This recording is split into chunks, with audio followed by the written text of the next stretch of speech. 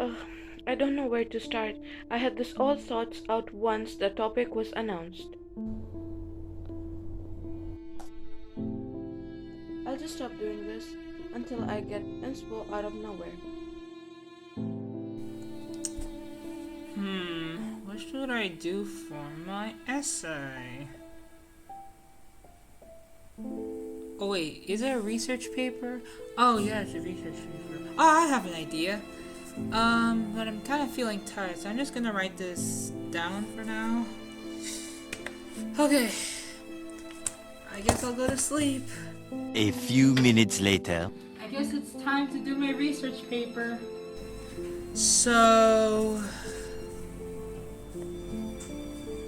Wow, I did not write it so detailed. I completely forgot what I was supposed to do. Ooh. How am I gonna do this research paper now with the lack of information? I'll just do it later. No, you have to do it now. But I don't have any inspiration right now.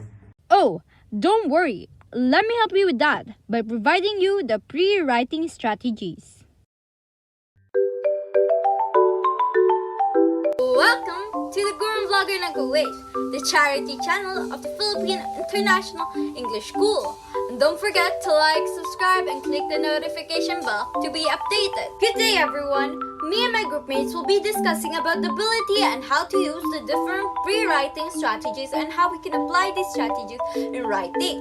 Before we start, let's go for an overview about pre-writing. Pre-writing is usually the first step in writing any sort of writing materials, like essays, poems, research paper, articles, and etc.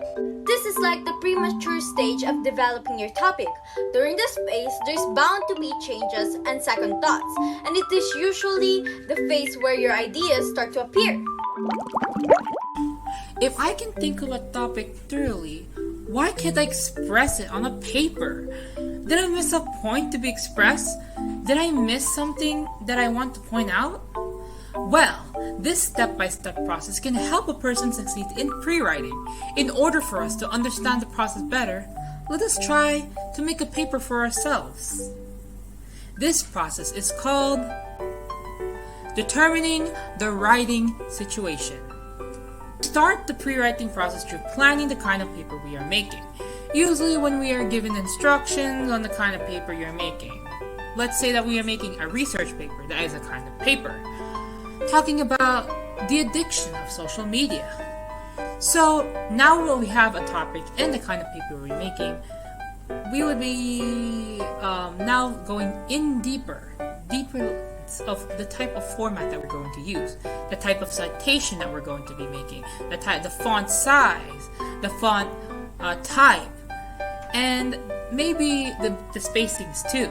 That will just be up to the instructions. The next step is to identify the available sources or the writing situation. We now remember this. We need to make sure that our information is readily available to us.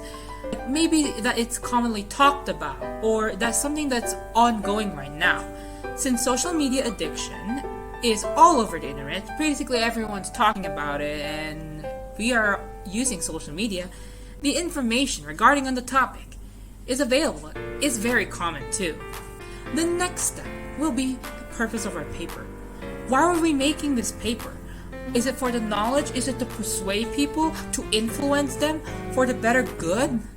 Well, it's mainly all up to the writer. But for me personally, my research paper will be about informing the readers on the topic social media addiction. The next step is to identify who the readers are, the readers' demographics.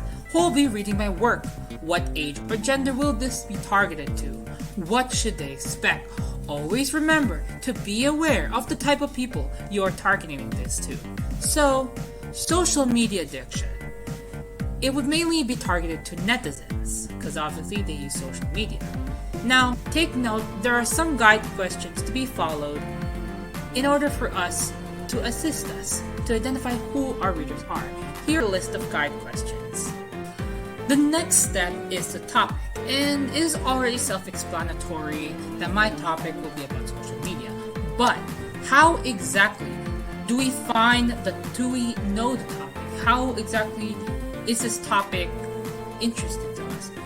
Well, we can usually find it through ongoing news or what's currently going on right now might be very interesting.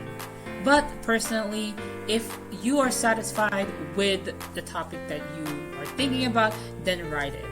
Make sure that you apply the steps listed before. And the last step is the type of tone the writer will use. Now, the type of speech that I'm going to be using is consultative so that I could connect to my readers while remaining professional. But to add on to that, I will state my position on the topic. Am I very positive about this? Will I express it in a positive way? Will I not be biased, or will it be really negative? Like really negative. Now that you have everything controlled with the writing situation, using the step-by-step process, determining the writing situation, I guess it is time to put the pre-writing strategy to use. So let us move on to the main topic of our vlog, pre-writing strategies. Good day everyone, and for this topic we'll be discussing about the different pre-writing strategies. These pre-writing strategies will help and assist you on your pre-writing skills, as well as improving your cognitive abilities to process on the ideas to do before writing your paper. Here's the first strategy. Wasn't clear well.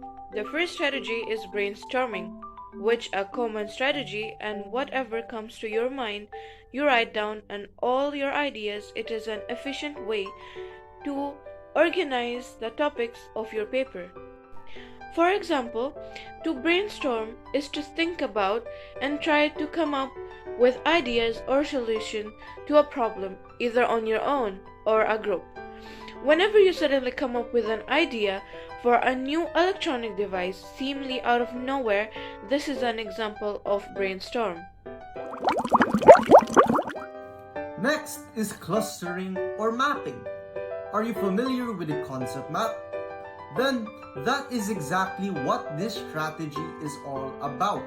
Start with your topic and then make other boxes or circles around it, connecting to different topics. If your topic is about dinosaurs, then dissect the topic dinosaurs to a subtopic. So your subtopics could be about dinosaur species, the size of a dinosaur, their habitat, or their extinction. From then on, you can dissect the topics you just made for your supporting ideas or info. So if you have already made your subtopic, which was species, you could talk about the different types of species like the Tyrannosaurus Rex. The last but not the least is free writing. It is basically just writing your ideas on what you intended to do. It might not be the most efficient, as it sometimes can be unorganized. It is a way to cut time short, and it's a good way to complete things in a jiffy. Here are some rules that can make free writing easier. Make sure your hand is moving the whole time, don't cross out, and especially don't erase. That's editing, not writing. Don't worry about the spelling, punctuation, or grammar. Just lose control. Don't think, don't get logical, and just go for the flow. To conclude everything that we have discussed in this vlog, we have discussed about pre-writing, determining the writing situation step-by-step process, which I'll recap, which is the kind of paper we're going to be making, the writing situation or the available resources, the purpose of our paper, the reader's demographics, the topic, and last but not least, the tone of our paper. We have also discussed the different pre-writing strategies, which is brainstorming, clustering or mapping, and free writing. I hope that you've enjoyed this vlog, and I hope that you've learned something, or maybe you've gotten some knowledge to write your own paper now. This is Gurung Vlogger ng Kuwait, and goodbye.